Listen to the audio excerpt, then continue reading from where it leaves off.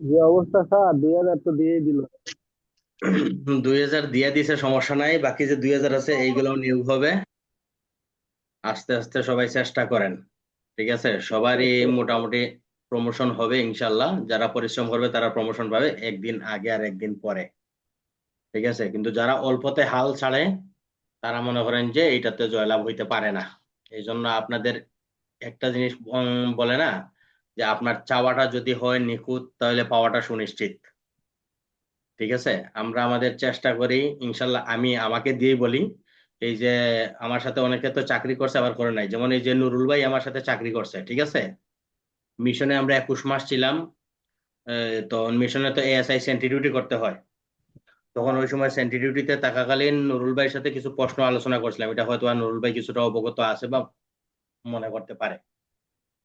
তো যদি আপনার পরিশ্রম হয়, নুরুল ভাই বলতে পারবে যে মিশনে আমাদের 3 ঘন্টা রাত্রে ডিউটি, 3 ঘন্টা দিনে ডিউটি, সেন্ট্রি ডিউটি করতে হয়। এলপি কি হয়, এই ওয়াচ টাওয়ারে, বিভিন্ন পোস্টে আর কি, ওয়াচ টাওয়ারে। এই 6 ঘন্টা সময়ই আমি কাজে লাগাইছি মিশনে থাকাকালীন।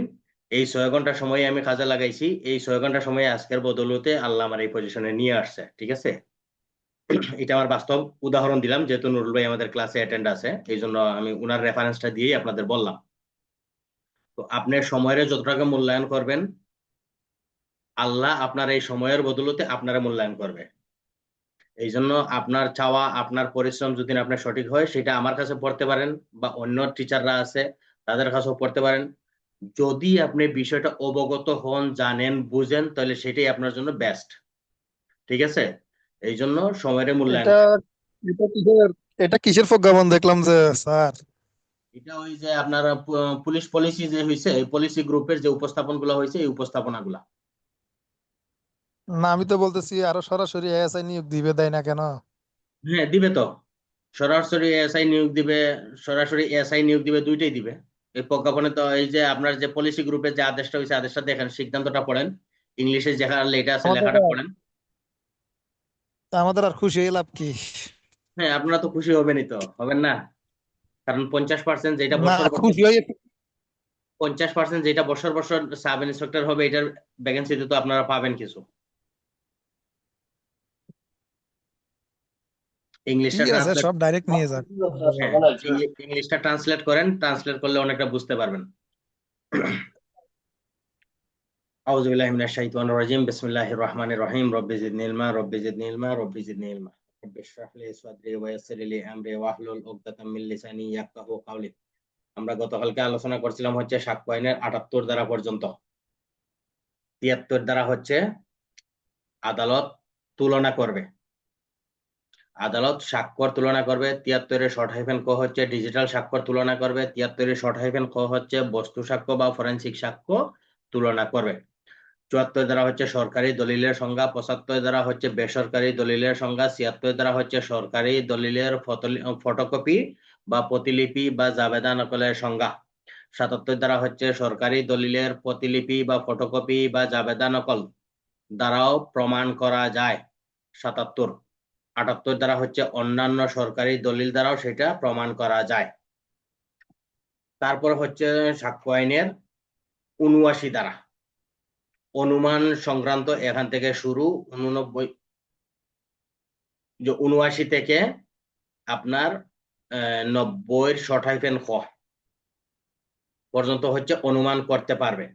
এখন 79 দ্বারা হচ্ছে প্রত্যায়িত অনুলিপির শুদ্ধতা সম্পর্কে অনুমান।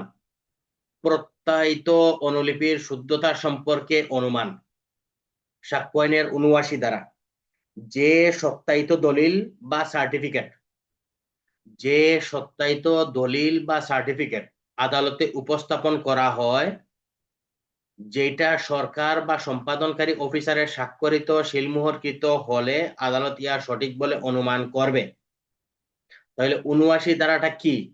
দলিল, সার্টিফিকেট, এটার কি সম্পর্কে অনুমান করবে? এটার সার্টিফিকেট সম্পর্কে, নাকি যে এটা সম্পাদন করছে বা যে এটা প্রস্তুত করছে সেই সম্পর্কে?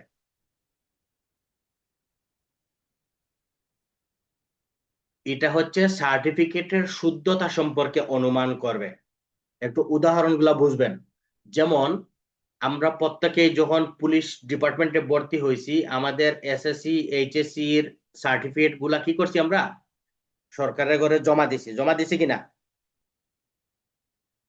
তখন এই যদি এই দলিল বা এই সার্টিফিকেটটা আদালতে উপস্থাপন করা হয় তাহলে আমার এই সার্টিফিকেট শিক্ষা বোর্ডের যে অফিসার স্বাক্ষর করছে বা সিলমোহর দিছে বা দেখা গেছে যে এই সার্টিফিকেটের পিছনে একটা মনোগ্রাম থাকে, শিক্ষা বোর্ডের একটা মনোগ্রাম থাকে না, এই মনোগ্রামটা যথাযথভাবে আছে বা শিক্ষা বোর্ডের সচিব কর্তৃক এটা স্বাক্ষরিত হয়েছে, তখন আদালত অনুমান করবে যে এটা সঠিক।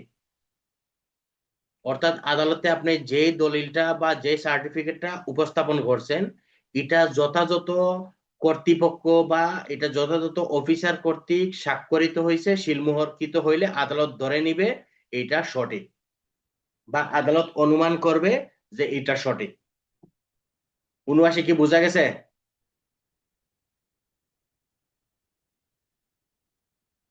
জি স্যার, বোঝা গেছে স্যার। ঠিক আছে। তারপর হচ্ছে সাক্ষ্য আইনের ৮০ ধারা। লিপিবদ্ধ সাক্ষ্য হিসেবে উপস্থাপিত দলিল সম্পর্কে অনুমান বা বিশুদ্ধতা। লিপিবদ্ধ সাক্ষ্য হিসেবে উপস্থাপিত দলিল সম্পর্কে অনুমান বা বিশুদ্ধতা, যখন কোনো লিপিবদ্ধ সাক্ষ্য বা সাক্ষ্যের স্মারকলিপিতে আটক ব্যক্তি বা আসামি বা সাক্ষী বা ম্যাজিস্ট্রেট কর্তৃক স্বাক্ষরিত দলিল আদালতে উপস্থাপন করা হয় তখন আদালত উক্ত দলিল সঠিক বা বিশুদ্ধ বলে অনুমান করতে পারে। স্মারকলিপি, আটক ব্যক্তি, আসামি, সাক্ষী, ম্যাজিস্ট্রেট কর্তৃক স্বাক্ষরিত দলিল আদালতে উপস্থাপন করা হলে তখন আদালত ধরে নিতে পারেন যে এটা সঠিক বা বিশুদ্ধ দলিল। এখন এটার যদি উদাহরণ আমরা দেই, উদাহরণটা দিতে পারি মনে হয় যে কোনো সাক্ষীর জবানবন্দি বা আসামির স্বীকারোক্তি আদালতে উপস্থাপন করা হয়েছে, তখন আদালত উক্ত দলিলে যদি দেখেন যে আসামি বা সাক্ষী বা ম্যাজিস্ট্রেটের স্বাক্ষর করা আছে তখন আদালত দলিলটা বৈধ বা বিশুদ্ধ হিসেবে অনুমান করতে পারেন। এই যে আমরা বিভিন্ন জন বিভিন্ন মামলার সাক্ষী দিতে যাই না আদালতে,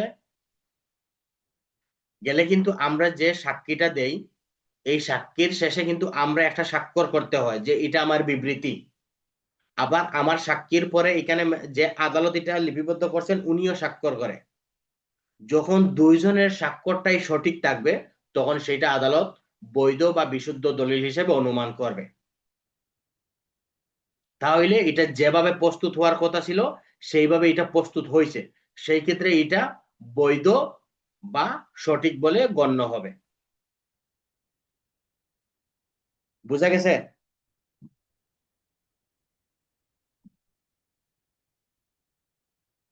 ৮০ দ্বারা।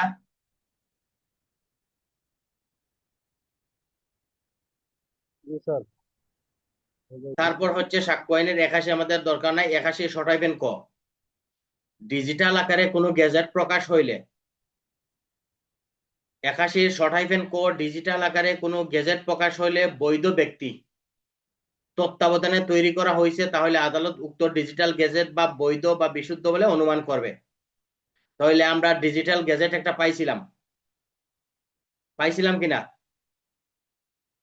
ডিজিটাল আকারে প্রস্তুতকৃত, এটা কত দ্বারা প্রাসঙ্গিক পাইছি?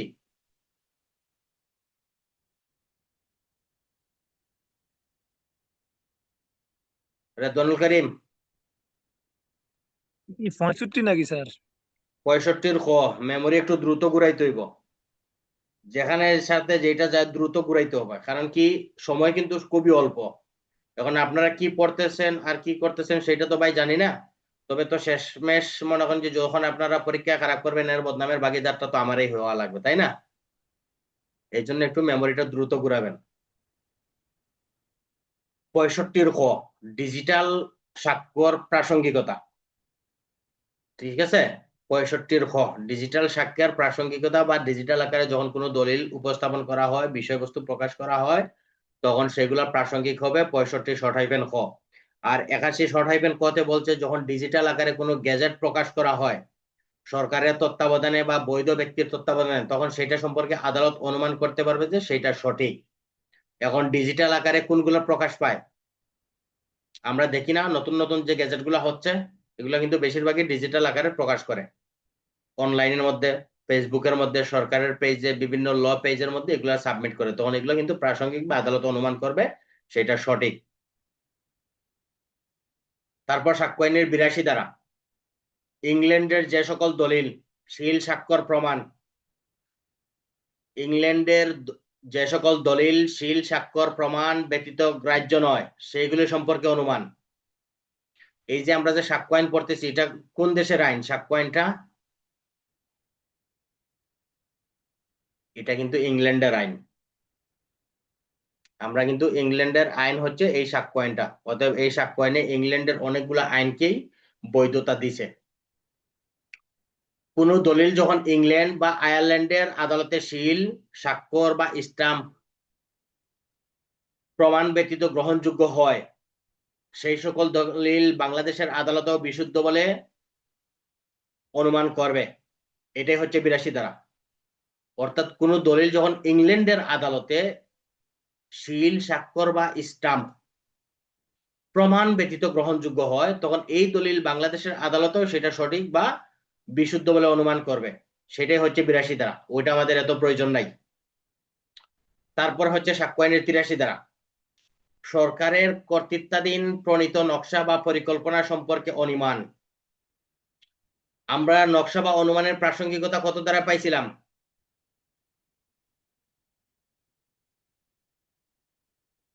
নকশা বা পরিকল্পনা চার্টের প্রাসঙ্গিকতা কত দ্বারা পাইছিলাম?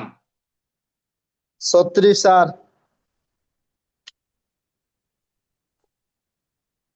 36 দ্বারা। তাহলে এটা সম্পর্কে অনুমান কত দ্বারা?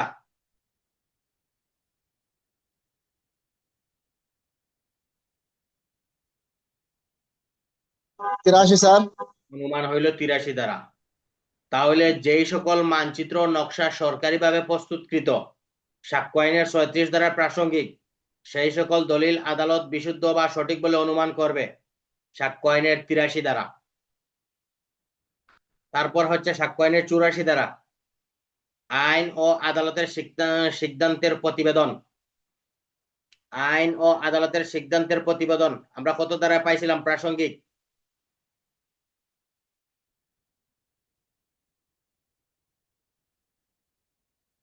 আইন গ্রন্থের আইন বা আদালতের রায় প্রাসঙ্গিক পাইছিলাম কত দ্বারায়?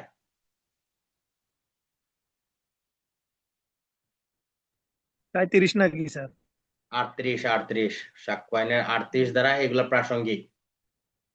যখন সাক্ষ্য আইনের 38 দ্বারা আইন গ্রন্থের আইন বা আদালতের সিদ্ধান্ত, যেগুলো আমরা বলি নজির, নজির প্রাসঙ্গিক হয় কত দ্বারায়?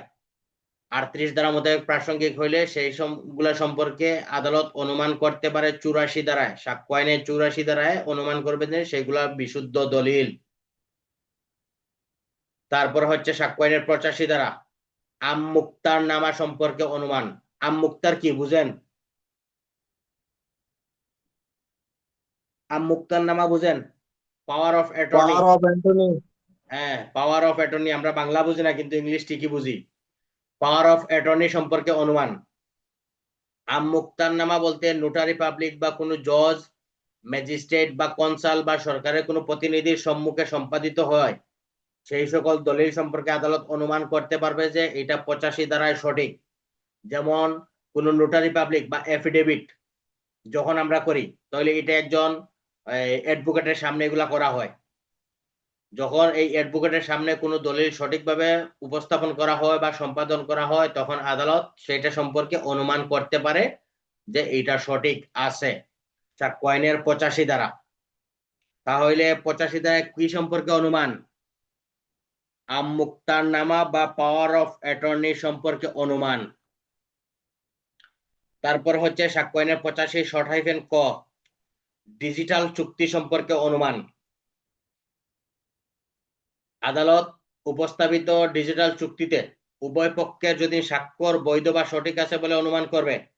এখন এই ডিজিটাল স্বাক্ষরটা কোন কোন জায়গায় চুক্তি হয় বলেন? ডিজিটাল স্বাক্ষরের চুক্তি কোথায় হয়?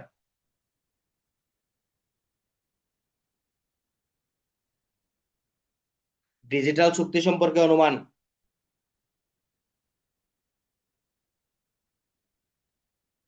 আমরা অনেক চল্লিশের ক সময় নাকি স্যার? আমরা ভিডিও রেকর্ড করি না, ভিডিও রেকর্ড যে জায়গায় বসে কিছু আলাপ আলোচনা চলতেছে, যে ভাই তোমার সাথে আমার একটা চুক্তি হচ্ছে, বিভিন্ন দোকানে বসে সিসি ক্যামেরার মাধ্যমে যেগুলো উপস্থাপন করা হয়, আদালত সেগুলো সম্পর্কে অনুমান করবে, যে এই ভিডিওর উপরেই শুধু তাকে প্রমাণ করবে। এটাই হচ্ছে 85 শর্ট হাইফেন ক।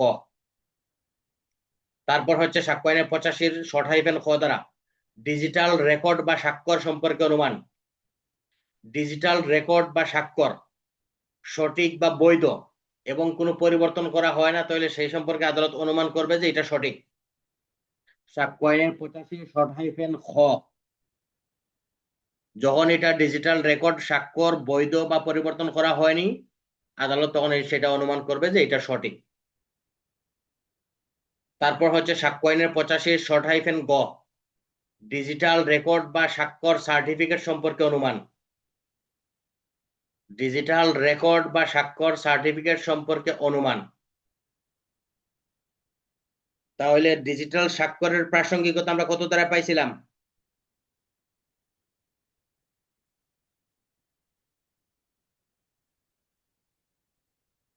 47-এর কত পাইছিলাম নাকি? 45-এর ক। ডিজিটাল স্বাক্ষরের প্রাসঙ্গিকতা কত দ্বারা পাইছিলাম? 45-এর ক। 47-এর ক। 47-এর ক। এখন বলতেছে সেই ডিজিটাল রেকর্ডের স্বাক্ষর এবং ডিজিটাল সার্টিফিকেটের সম্পর্কে অনুমান করবে, যখন ডিজিটাল স্বাক্ষর সার্টিফিকেটটি প্রদত্ত এবং বৈধ সঠিক বলে আদালত অনুমান করবে। এটা হচ্ছে 85 শর্ট হাইফেন গ দ্বারা। বোঝা গেছে? তারপর হচ্ছে সাক্ষ্য আইনের 86 দ্বারা বিদেশি বিচার বিভাগীয় নথিপত্রের জাবেদা নকল বা সই সিল নকল সম্পর্কে অনুমান। বিদেশের কোনো সত্যায়িত দলিল বা সরকার কর্তৃক প্রণীত হলে বাংলাদেশের আদালত অনুমান করবে দলিলটা বিশুদ্ধ। বিদেশের কোনো সত্যায়িত দলিল বা সরকার কর্তৃক প্রণীত হলে বাংলাদেশের আদালত অনুমান করবে দলিলটা বিশুদ্ধ। তাহলে বারবারই কিন্তু বলতেছে যে বিদেশের দলিল আপনি অগ্রাহ্য করার কোনো সুযোগ নেই, এটা সাক্ষ্য হিসেবে আপনি সবসময় গ্রহণ করতে হবে, এটাই কিন্তু সাক্ষ্য আইন বলতেছে। ঠিক আছে?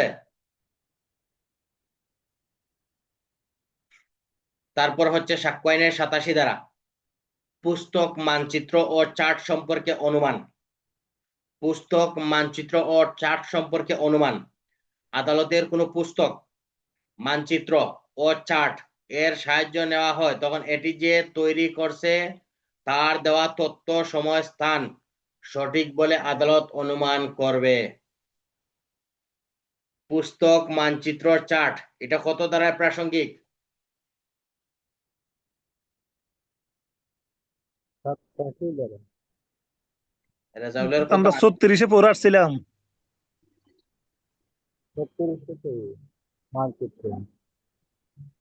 রেজাউল কি হেডফোন লাগানো নাকি? হেডফোন লাগানো থাকলে একটু খুলে বলো ভাই, আস্তে আসে কথা।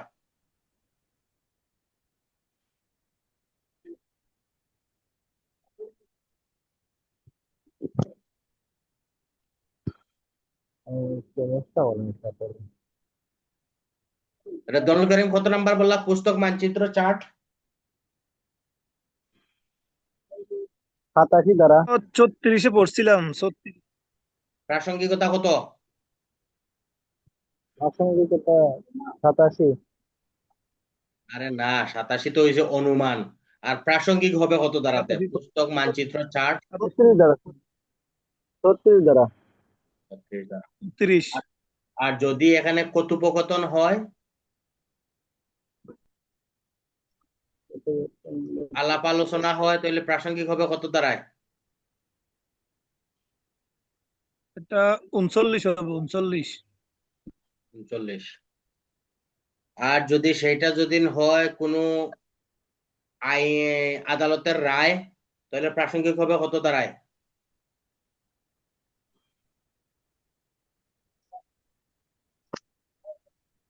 40 দ্বারা। আদালতের রায়। না, আদালতের রায় প্রাসঙ্গিক হবে কত দ্বারায়?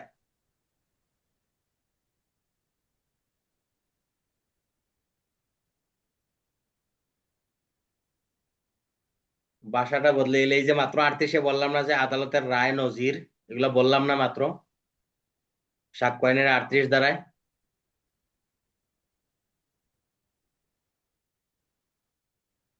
তাহলে 87 দ্বারা হচ্ছে পুস্তক, মানচিত্র ও চার্ট সম্পর্কে আদালত অনুমান করবে যে এটা সঠিক।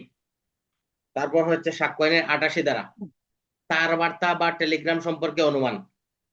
তার বার্তা বা টেলিগ্রাম অফিসে যে ব্যক্তির কাছে প্রেরণ করা বা অর্পণ করা হয়েছে, আদালত অনুমান করবে এটা, এই বার্তাটা সঠিক জায়গায় সঠিক ব্যক্তির নিকট প্রেরণ করা হয়েছে, সেটা সম্পর্কে আদালত অনুমান করবে। যেমন ঢাকা থেকে একটা ফ্যাক্স পাঠাইছে সিলেটের উদ্দেশ্যে, যখন ঢাকা থেকে এই ফ্যাক্সটা অফিস থেকে পাঠাবে তখন সেটা গ্রহণযোগ্য হবে কততে? আদালত অনুমান করবে 88 ধারা মোতাবেক সেটা প্রাসঙ্গিক, বা অনুমান করবে যে সেটা সঠিক ব্যক্তির নিকটই প্রেরণ করা হয়েছে। কারণ যখন একটা ফ্যাক্স পাঠানো হয়, এই ফ্যাক্সের মধ্যে কিন্তু একটা কোড নাম্বার লেখা হয়, ঠিক কিনা?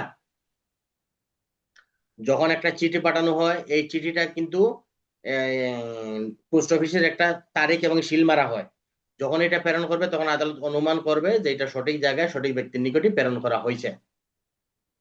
তারপর হচ্ছে 88 ক, ডিজিটাল মাধ্যমে যোগাযোগ সম্পর্কে অনুমান। ডিজিটাল মাধ্যম বলতে কোনটা?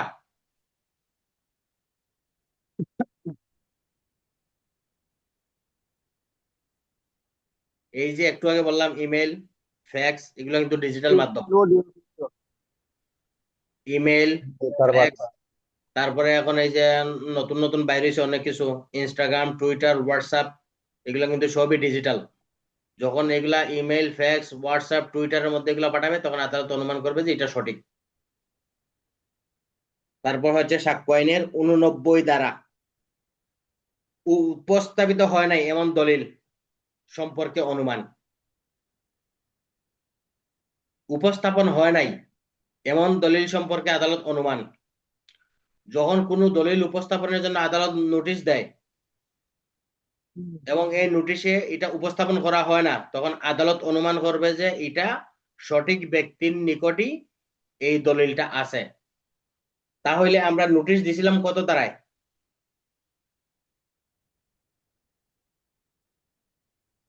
দলিল উপস্থাপনের 66 স্যার। হ্যাঁ 66 জন নোটিশ দিছিলাম। নোটিশ দেওয়ার পরে সে কি করছে, সেটা হাজির করে নাই, আদালতে উপস্থাপন করে নাই, তখন আদালত মনে করবে যে এই দলিলটা যেই ব্যক্তির নিকট থাকার কথা তার নিকটই আছে, অতএব এটা সে হাজির করে নাই, এটা সম্পর্কে আদালত অনুমান করবে যে এটা সঠিক ব্যক্তির নিকটই আছে। যদি সে উপস্থাপন করতো তাহলে সেটা সম্পর্কে আদালত ভিন্ন চিন্তাধারা করতো, যেহেতু উপস্থাপন করে নাই এই জন্য এটা সঠিক ব্যক্তির নিকট আছে বলে গণ্য হবে। সাক্ষ্য আইনের 89 ক, ডিজিটাল ফরেনসিক বা বস্তু সাক্ষ্য সম্পর্কে অনুমান। ডিজিটাল ফরেনসিক বা বস্তু সাক্ষ্য সম্পর্কে অনুমান। আদালতে যে ফরেনসিক বা বস্তু সাক্ষ্য দাবি করা হয়, আদালত উক্ত বস্তু বা ফরেনসিক সাক্ষ্য সেই ব্যক্তির বলে অনুমান করবে। এখন অনুমান করতে গেলে কি করতে হবে?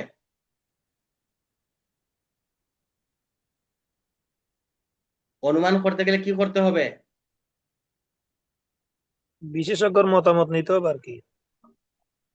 না, বিশেষজ্ঞের অনুমান করতে গেলে আপনার আগে 73 দ্বারা তুলনা করতে হইব। 73 দ্বারা যদি সেই ব্যক্তির নিকট থেকে আপনি স্যাম্পল নেন তাহলে না আপনি অনুমান করবেন যে হ্যাঁ এটা তারই বীর্য, তারই রক্ত, তারই স্যাম্পল। তো আপনি তুলনা না করলে আপনি অনুমান কিভাবে করবেন? এই জন্য তুলনা করতে হবে। বুঝা গেছে?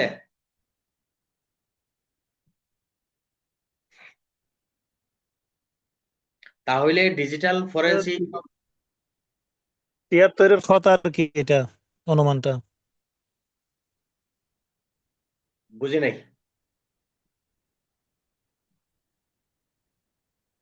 73-এর খস বার কি?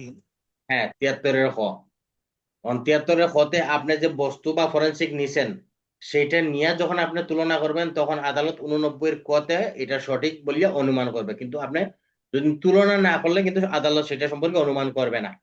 89 শর্ট হাইফেন ক। তারপর হচ্ছে সাক্ষ্য আইনের 90 ধারা, 30 বৎসরের পুরাতন দলিল সম্পর্কে অনুমান। 30 বৎসরের পুরাতন দলিল সম্পর্কে অনুমান যে এটা সঠিক ব্যক্তির হেফাজতে আছে বা যার নিকট থাকার কথা তার নিকটই আছে, এটা তার সত্যায়ন প্রত্যায়ন বা সঠিক ব্যক্তি বা সঠিকভাবে এটা রক্ষণাবেক্ষণ আছে। এই 30 বছরের পুরাতন দলিল সম্পর্কে আমরা আরেকটা ধারা পড়ছিলাম, কত ধারা?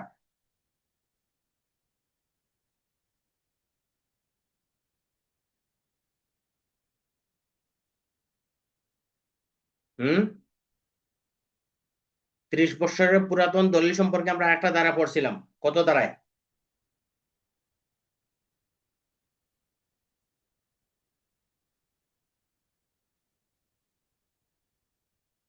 সাক্ষ্য আইনের 66 ধারা, 30 বছরের পুরাতন দলিলে নোটিশ দেওয়ার প্রয়োজন নাই। মেমোরির একটু দ্রুত খাটান ভাই, একটু খাটান, সময় কিন্তু শেষ। কথা বলছেন, সময় কিন্তু শেষ। মেমোরির একটু দ্রুত ঘুরাইতে হবে, সময় প্রচুর পরিমাণে বাড়াইতে হইব। যদি সময় না বাড়ান, পড়ার নিচে শ্রম না দেন, তাহলে ভাই এই যে আপনি যে এই যে এখন যে 1 ঘন্টা 40 মিনিট সময় দিচ্ছেন, এই সময়টা আপনার জন্য বৃথা হবে।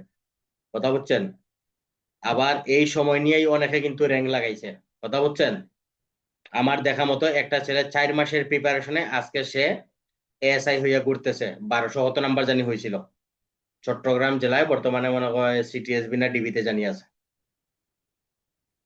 তার 4 মাসের প্রিপারেশনে আজকে সে মোটামুটি এএসআই হইয়া সে ঘুরতেছে। অতএব সময়ের বৃদ্ধি করেন, পরিশ্রম করেন, ইনশাল্লাহ আল্লাহ সফলতা দান করবে। সাক্ষ্য আইনের 90 ধারা, 30 বৎসরের পুরাতন দলিল সম্পর্কে অনুমান। সেটা যে দলিলটা 30 বছর পুরাতন হয় বা যার হেফাজতে থাকার কথা তার নিকট আছে উপস্থাপিত হয়, তাহলে আদালত অনুমান করবে যে এটা সত্যায়ন প্রত্যায়ন বা সম্পাদিত সঠিক এবং বৈধ। তারপর হচ্ছে সাক্ষ্য আইনের 90 শর্ট হাইফেন ক ধারা, 5 বৎসরের পুরাতন ডিজিটাল রেকর্ড সম্পর্কে অনুমান।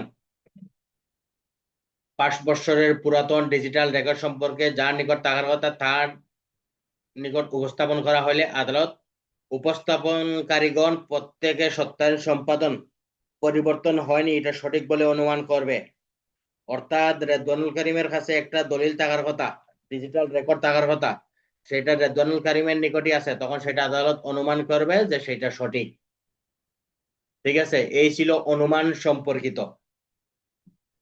এখন যদি আপনাদের এই 79 থেকে 90 শর্ট হাইফেন ক পর্যন্ত কোনো প্রশ্ন না থাকে, তাহলে আমরা সামনে অ্যাডভান্স হই, আর যদি প্রশ্ন থাকে তাহলে করতে পারেন।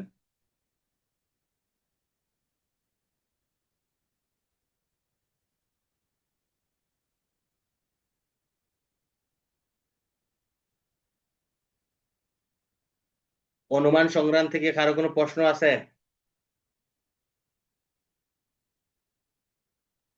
অষ্টআশির ক, অষ্টআশির ক, ডিজিটাল, এটা আবার একটু বলেন তো। 88 ক, উত্তর কেন আছে? ডিজিটাল মাধ্যমে যোগাযোগ সম্পর্কে অনুমান। যেটা তার বার্তা বা টেলিগ্রাম ছিল, সেটা এখন ডিজিটাল মাধ্যমে অনুমান করবে।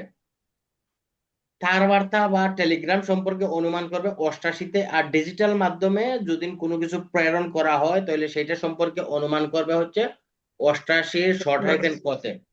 এখন ডিজিটাল মাধ্যমের যে প্রেরণ, এটা কি কি ক্ষেত্রে হইতে পারে, যেমন ইমেইল হইতে পারে, ফ্যাক্স হইতে পারে, হোয়াটসঅ্যাপ হইতে পারে, টুইটার হইতে পারে, তারপরে হচ্ছে আরো বিভিন্ন মাধ্যমগুলো আছে না, এই মাধ্যমগুলাতে যোগাযোগ করা হলে আদালত অনুমান করবে যে এটা সঠিক স্থান হতে সঠিকভাবে দেওয়া হয়েছে। কথা বুঝছেন, যেহেতু ইমেইল আর ফ্যাক্স শুধু মূল বইতে বলা আছে ইমেইল এবং ফ্যাক্স, কিন্তু এখন তোর বাংলাদেশ বা বিশ্ব তো ইমেইল আর ফ্যাক্সের মধ্যেই তো আর সীমাবদ্ধ নাই। বর্তমান বিশ্ব এখন ইমেইল আর ফ্যাক্সের মধ্যে কিন্তু সীমাবদ্ধ নাই, এখন মনে করেন যে হোয়াটসঅ্যাপ, ভাইবার, টুইটার, ইনস্টাগ্রাম, বিভিন্ন মাধ্যম আছে। এই যে আপনি অনলাইন কেন্দ্রিক যতগুলো আপনি যোগাযোগ করবেন, এইগুলো সম্পর্কে অনুমান করবে যে সঠিক ব্যক্তির নিকট এবং সঠিকভাবে সঠিক স্থানে যোগাযোগ করা হয়েছে সম্পর্কে, এটা সম্পর্কে আদালত অনুমান করবে। 88 শর্ট হাইফেন ক বা 88 শর্ট হাইফেন ক দ্বারা মোতাবেক। স্যার 89 শর্ট হাইফেন ক, হুম এখানে স্যার বলছেন যে 73 দ্বারাই তুলনা করতে হবে। হুম তো এটা একটু স্যার একটু ব্যাখ্যা করেন তো স্যার। যেমন এটা বলছে হচ্ছে ফরেনসিক সাক্ষ্য সম্পর্কে অনুমান। 89 শর্ট হাইফেন কতে বলছে ডিজিটাল ফরেনসিক বা বস্তু সাক্ষ্য সম্পর্কে অনুমান। আদালতে যদি ফরেনসিক বা বস্তু সাক্ষ্য দাবি করা হয়, আদালতে মনে করেন যে একটা বিষয় দাবি করা হয়েছে যে এই বীর্যটা হচ্ছে কি দর্শক কয়ের, এটা দাবি করছে, তখন আদালত অনুমান করবে যে হ্যাঁ এটা তার। তবে প্রশ্ন হইছে আদালত এটা অনুমান করতে গেলে আগে ওই ব্যক্তির নিকট থেকে আপনি 73 দ্বারা আগে স্যাম্পল নিতে হবে। 73 শর্ট হাইফেন হতে ওই ব্যক্তির নিকট থেকে আগে স্যাম্পল নিয়ে আপনি তুলনা করতে হবে, তাহলে সেটা সম্পর্কে আপনি অনুমান করতে পারবেন। যেমন দর্শনের ক্ষেত্রে আপনি বীর্য নিতে হবে, অথবা তার শরীরের চুল নিতে হবে, অথবা তার শরীরের চামড়া নিতে হবে। অর্থাৎ যেই বস্তুটা সম্পর্কে প্রশ্ন উঠে ওই বস্তুটা নিয়ে আপনি কি করতে হবে, আগে 73 শর্ট হাইফেন কতে আপনি তুলনা করতে হবে। তুলনা করলে পরে আপনি 89 কতে সেটা আদালত অনুমান করতে পারবে। আর যদি তুলনা না করে তাহলে সেই ক্ষেত্রে আদালত অনুমান করতে পারবে না। বুঝা গেছে?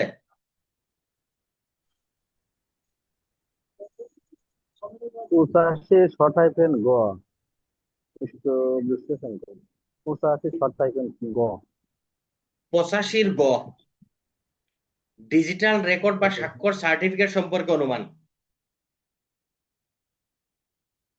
ডিজিটাল রেকর্ড বা ডিজিটাল স্বাক্ষর সার্টিফিকেট সম্পর্কে অনুমান।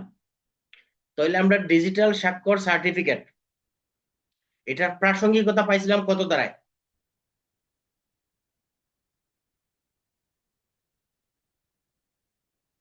ডিজিটাল স্বাক্ষর সার্টিফিকেটের প্রাসঙ্গিকতা পাইছিলাম কত দ্বারায়?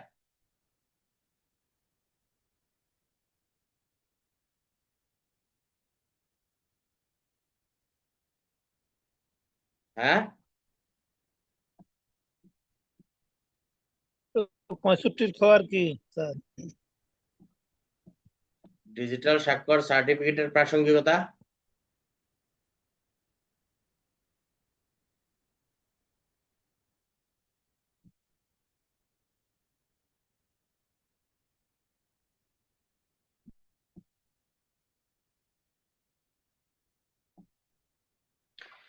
মেমোরিটা ভাই, এত যদি আপনারা একটা প্রশ্ন নিয়ে এতক্ষণ যদি বইয়ে থাকেন তাহলে তো আর হয় না। কথা বুঝছেন? ডিজিটাল রেকর্ডের প্রাসঙ্গিকতা হচ্ছে 65 হতে।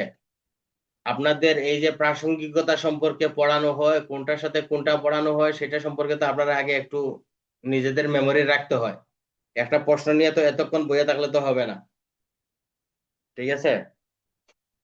65 শর্ট হাইফেন হতে হচ্ছে ডিজিটাল রেকর্ড, ডিজিটাল স্বাক্ষর সার্টিফিকেট, এগুলা প্রাসঙ্গিক।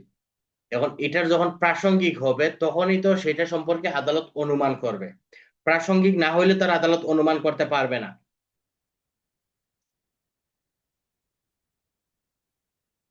প্রাসঙ্গিক না হইলে তো সেটা সম্পর্কে আদালত অনুমান করতে পারবে না। যখন এটা প্রাসঙ্গিক হয়, আদালতে গ্রহণযোগ্য হয়, তখনই সেটা সম্পর্কে আদালত অনুমান করে। কথা বোঝা গেছে? এই জন্য এইগুলা সাক্ষ্য আইনের একটার সাথে যেমন 85-তে অনুমান আসছে, অনুমানের আগে তার প্রাসঙ্গিকতা, প্রাসঙ্গিক হওয়ার আগে তার সংজ্ঞা দিয়েছে 3 দ্বারায়। যখন তার সংজ্ঞার মধ্যে সে বৈধতা পায় তখন সে প্রাসঙ্গিকতা হয়, প্রাসঙ্গিক হওয়ার পরে সেটা সম্পর্কে আদালত অনুমান করে। কথা বুঝছেন? এই জন্য প্রত্যেকটা বিষয় আগে আপনার একবারে এটার কোন কোন জায়গার মধ্যে আছে আপনি ওই জায়গার মধ্যে যাইতে হবে।